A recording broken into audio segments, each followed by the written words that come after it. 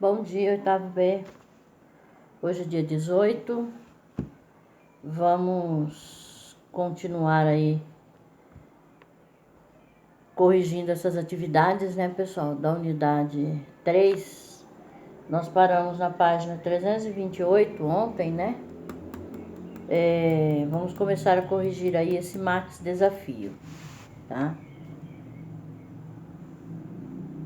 Então, pessoal, aqui nessa atividade aqui, ó, tem como fazer a leitura no relógio lá. E na conta de luz de vocês também, pessoal, no verso da conta de luz, já que mudou essa conta de energia agora, né? Não me lembro, não vi ainda nessa nova. Tem um novo formato da conta de luz agora, mas eu não observei se no verso tem a explicação de como você fazer a leitura. No antigo eu sei que tinha, tá?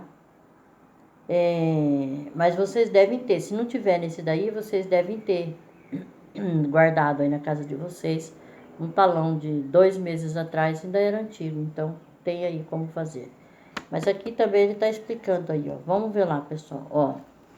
O consumo de energia elétrica residencial mensal, expresso em kWh, é registrado por um medidor composto de 5 relógios numerados de 0 a 9 e dotados de um ponteiro, cuja rotação é o da numeração crescente.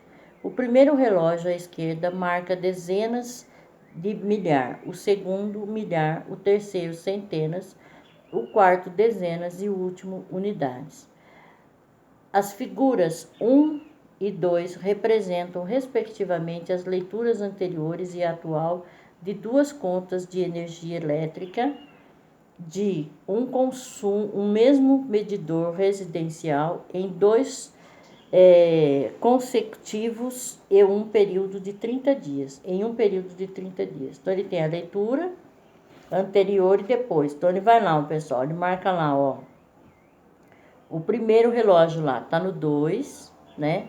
O segundo tá no 0. O terceiro tá no 9 e o quarto tá no 4.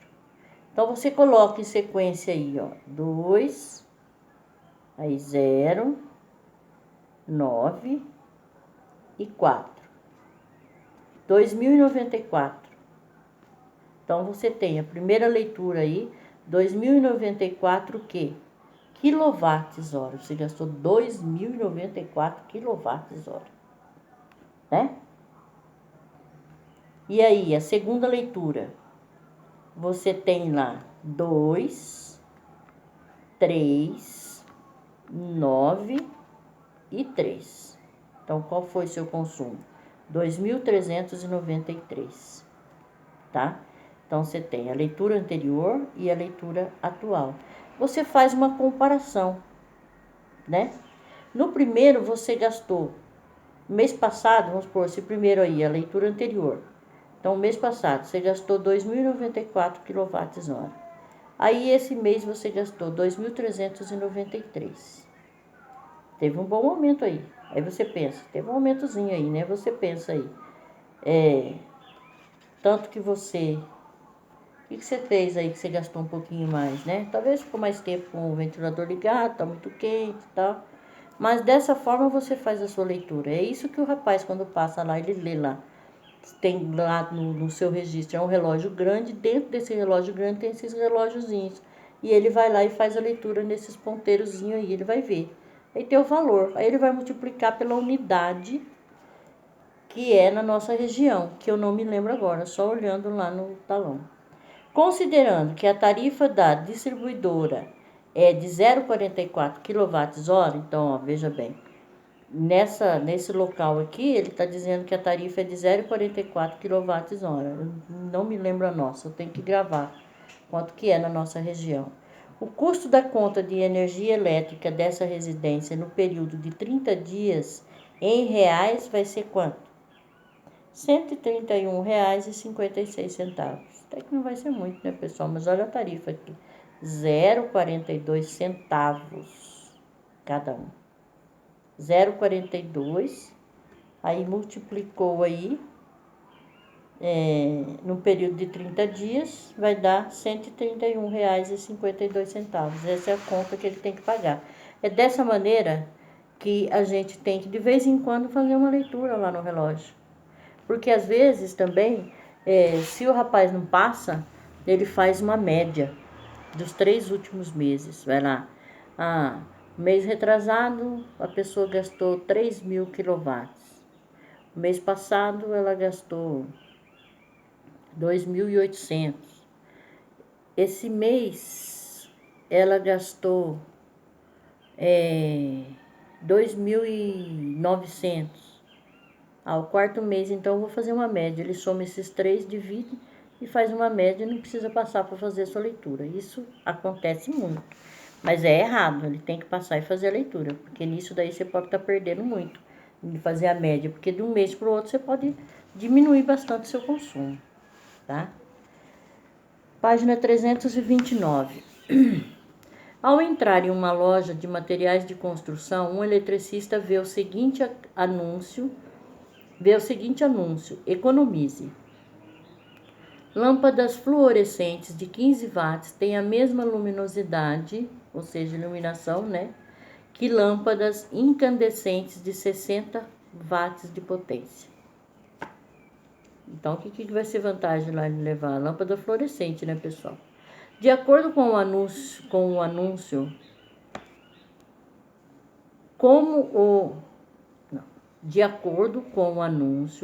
o intuito de economizar energia elétrica, o eletricista troca uma lâmpada incandescente por uma fluorescente e conclui que, em 1 hora, a economia de energia elétrica em kWh será de 0,045 em 1 hora, tá? Essas lâmpadas incandescentes, pessoal, eu acho que nem tem mais no mercado, né? É aquela lâmpada antiga, transparente, aquela lâmpada onde você via nela um fiozinho. Já falei dessa lâmpada para vocês. Eu acho que nem existe mais no mercado, tá? Mas, vamos lá.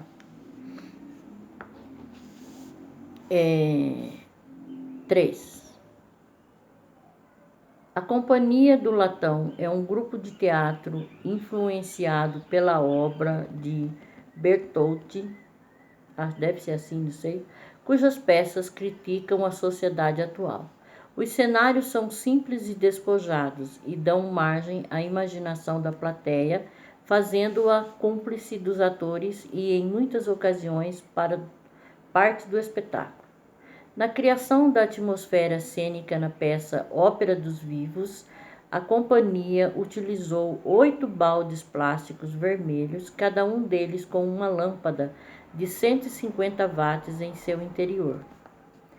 Se todas essas lâmpadas fossem mantidas acesas durante meia hora ao longo da apresentação, a energia utilizada por elas seria em watts-hora.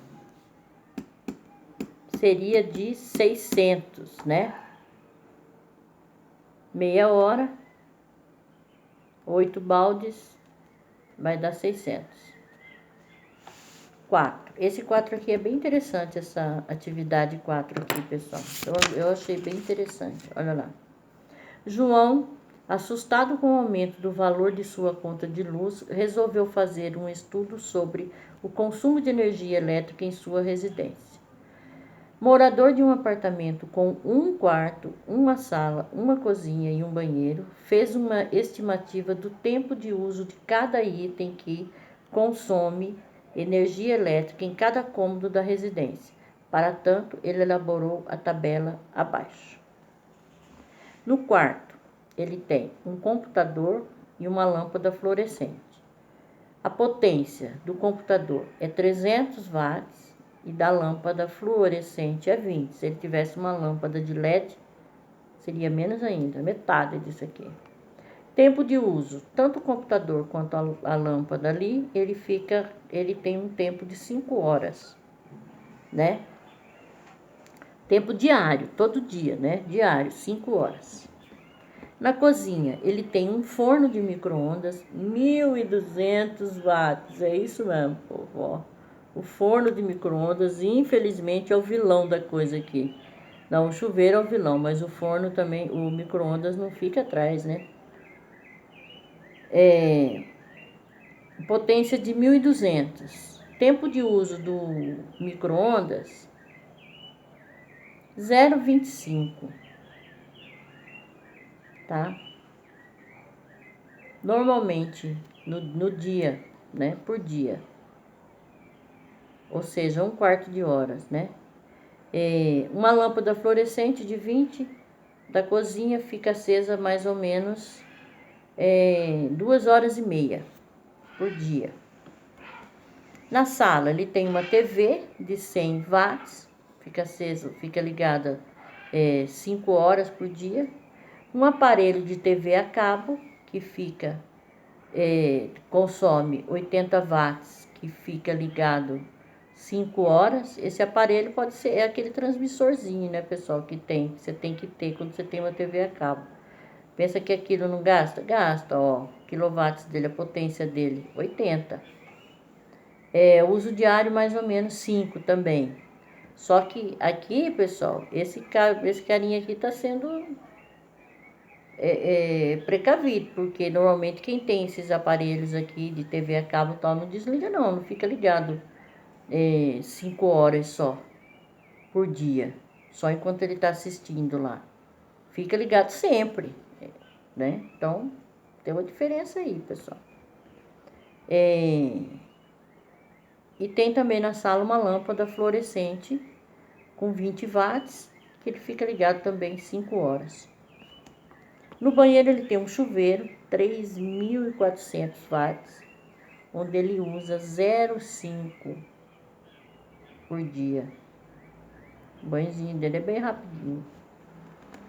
E uma lâmpada fluorescente com 20, onde fica acesa em média 2 horas e meia por dia. Tá? Então tá, né? Aí ele diz lá, considerando os dados da tabela e que o custo de 1 kWh é de 0,70, então na região dele é 0,70.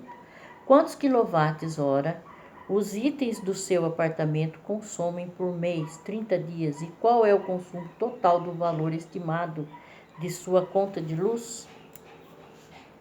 Ele vai gastar 141 kWh. Se você somar isso aqui, né, vai dar 141 kWh, que vai dar em dinheiro R$ 98,70. Tá? Pouco, né, pessoal? Pouco não, porque o vilão dele aqui é o micro-ondas e o chuveiro, né? Micro-ondas e o chuveiro, infelizmente. Tá. Vamos lá.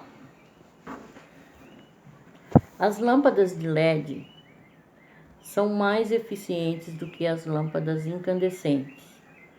A tabela abaixo permite perceber essa diferença. Basta comparar os valores de potência elétrica para os dois diferentes tipos de lâmpadas. Para cada linha da tabela, o fluxo luminoso é o mesmo, ou seja, ela vai iluminar da mesma forma, diferindo apenas no valor da potência elétrica que cada lâmpada precisa para atingir o mesmo resultado luminoso. Então vamos lá, ó. Fluxo luminoso. Lâmpada incandescente e lâmpada de LED.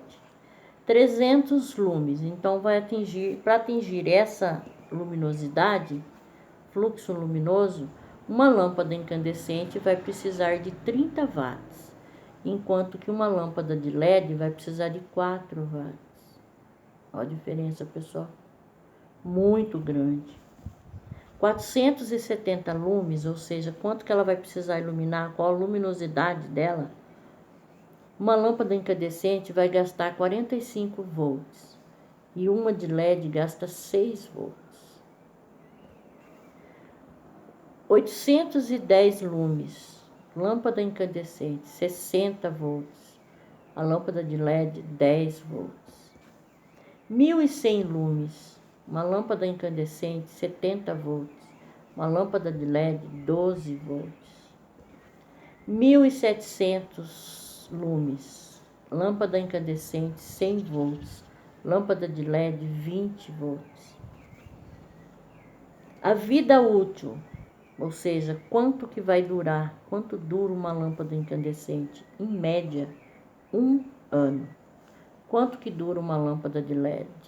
De 15 a 20 anos. Pessoal, é muita diferença, né? Diferença muito grande. Aí ele diz lá, ó. Nesse contexto, suponha que em uma residência seja trocadas 10 lâmpadas incandescentes de 100 watts por 10 lâmpadas de LED do mesmo fluxo luminoso. Considere que cada lâmpada permanece ligada 3 horas por dia e que o custo de kWh é igual a 0,90 centavos. Qual é aproximadamente a economia gerada na conta de luz com a troca das lâmpadas no final de 30 dias? Qual a economia dele? R$ 64,00. Parece, pessoal, que não é muita coisa. R$ 64,00. Agora pensa, você tem 10 lâmpadas na sua casa que são incandescentes, né? Você troca por 10 lâmpadas de LED. Ah, mas o valor da lâmpada de LED, uma lâmpada de LED é muito caro. Uma lâmpada de LED não é barato, né? Principalmente dependendo da quantidade de volts que você vai querer, que você vai precisar, né? Do lumes dela, né? O lumes é o quê? O que você quer iluminar, né? Se é uma área muito grande, ela precisa de um lumes muito maior. Se é uma área pequena, um lumes menor, né? Então, dependendo disso também. Mas ela é mais cara? Claro que ela é mais cara. Ela acho que 3 vezes o valor de uma lâmpada fluorescente. Essa branca, né? Mas, olha só, ela vai durar de 15 a 20 anos. Vamos supor que ela dure só 15, que é o tempo mínimo dela, 15 anos. É uma vantagem grande. Em 15 anos, quantas lâmpadas você comprou dessa outra? 15 lâmpadas. Então, você multiplica o preço dela.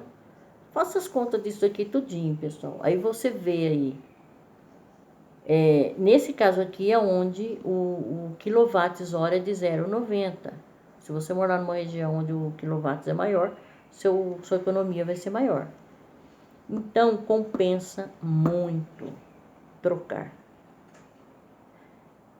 Não dá para trocar todas. Vamos supor, olha, minha casa é grande, eu tenho tantos, né? Vamos supor que a sua casa seja grande, eu tenho na minha casa toda aí, eu tenho umas 20 lâmpadas. Se eu for por tudo de LED, nossa, eu vou gastar muito. Coloca, cada mês compra 2. Quando você vê, com a economia que você fez com aquelas 2, no mês seguinte você compra mais 2. E quando você vê, você está com todas as suas lâmpadas de LED e você vai fazer uma economia muito grande na sua conta de energia. Vai por mim, pessoal. Troquem de LED. Eu ainda não tenho todas de LED na minha casa, mas as que ficam maior parte do tempo ligadas, já consegui trocar. Agora, todo mês eu compro uma. Não que eu tenho muitas lâmpadas em casa, não tem tantas assim também, mas que a minha casa é pequena. Mas só na parte de fora de casa tem 3 lâmpadas, não sei o porquê. E num sistema onde você liga uma, liga as 3. Muito mal feito, né? Mas é assim, fazer o quê? Então, esses 3, essas coisas a gente tem que observar e a gente acaba fazendo uma grande economia, tá? Para encerrar aí, pessoal, ainda nessa página aí, 330, vamos ver aí o que você aprendeu, um resumão disso daí, né? essa parte aqui é interessante quando a gente está em sala, porque a gente vai comentando uma coisa e com a participação de vocês, a gente vai lembrando de outras coisas que a gente pode economizar também, né? Tem muita coisa que a gente pode economizar dentro de casa, pessoal. Eu, de repente, faço vários tipos de economia na minha casa. Às vezes não economia, porque, tipo assim, estou fazendo isso pensando na economia.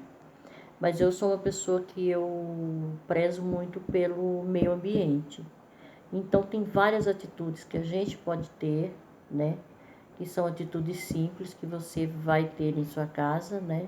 Que você vai ajudar o meio ambiente e você acaba ainda economizando, tá? Você ajuda o meio ambiente e ao mesmo tempo você acaba economizando seu dinheirinho tão suado, né? Então, assim, é porque eu não sou. Tem pessoas que falam assim. Tem várias pessoas na escola mesmo que falam assim: professora Genoveva é minimalista. Não, eu não sou. Infelizmente, eu aplico minimalismo na minha vida, em várias áreas. Na maioria das áreas eu aplico minimalismo, sim. Tem áreas ainda da minha vida que eu não consegui aplicar o minimalismo. Então eu não posso dizer que eu sou minimalista, mas eu aplico minimalismo em várias áreas da minha vida. E procuro cada vez mais aplicar o minimalismo. Mas isso não só pelo custo, não só pela economia que eu faço, porque o minimalismo na realidade é um estilo de vida, não só pela economia que eu faço. Primeiro, eu procuro aplicar o minimalismo por conta do ambiente. Eu sempre penso que às vezes eu deveria ser ambientalista, porque eu penso muito em termos de meio ambiente. Então eu aplico o minimalismo em algumas áreas da minha vida por causa do meio ambiente. E nisso a gente acaba gastando menos dentro de casa. Tem uma série de atitudes que eu tomo dentro de casa que há 10 anos atrás eu não tomava. De 10 anos para cá eu comecei a ver o minimalismo de uma outra forma.